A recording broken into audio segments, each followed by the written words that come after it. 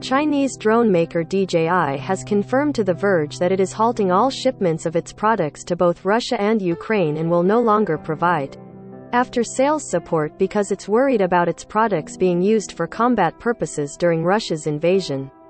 It's the first concrete action China's DJI has taken to address the war after Ukraine Vice Prime Minister Mikhailo Fedorov accused the company of helping Russia kill Ukrainian civilians in a roundabout fashion, by using DJI's Aeroscope drone detection system to target Ukrainian pilots on the ground, something DJI apparently never anticipated. Both countries are using DJI drones for reconnaissance, and we've seen reports of Ukraine turning some of them into makeshift related DJI drones, Ukraine, and Russia.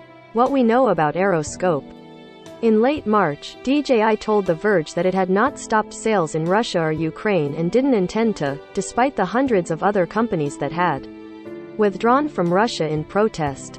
For 15 years, DJI has tried our best to stay out of geopolitics, spokesperson Adam Lisberg told us. But Reuters reported today that DJI has decided to halt all sales to both countries, maintaining a neutral stance, and while DJI isn't actually in charge of sales in those regions, existing products may continue to be sold. The company confirms that shipments and support will cease. That wouldn't keep Russia or Ukraine from using existing Aeroscope drone tracking devices either, but there's a possibility that DJI may not reauthorize any Aeroscope receivers whose license expires during this period. DJI has taken this action not to make a statement about any country, but to make a statement about our principles. DJI abhors any use of our drones to cause harm, and we are temporarily suspending sales in these countries in order to help ensure no one uses our drones in combat, Lisberg tells us today.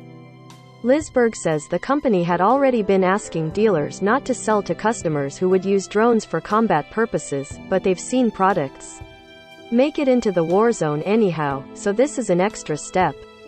He also says DJI understands that it's not a foolproof way to prevent drones from being used for military purposes. Again, I'll point out that DJI does not control sales in these countries, and that clamping down on shipments and support may penalize drone pilots in both countries using them for benign purposes. But we have to do something, because we don't like seeing anyone use our products to hurt people, says Lisberg. DJI's statement on its newsroom page doesn't go nearly as far, simply saying that DJI is internally reassessing compliance requirements in various jurisdictions, and that it's suspending business in Russia and Ukraine, pending the current review. We don't have enough data to know whether this move might hurt one side more than the other, but I'll point out that Ukraine is the one publicly fundraising to afford these inexpensive consumer DJI drones to help defend its country. This week, the Biden administration called for Congress to let more agencies get access to drone tracking tech, including state and local police. In this stream, Russia invades Ukraine. The latest news on connectivity, cryptocurrency, and more. View all 93 stories. Recommended by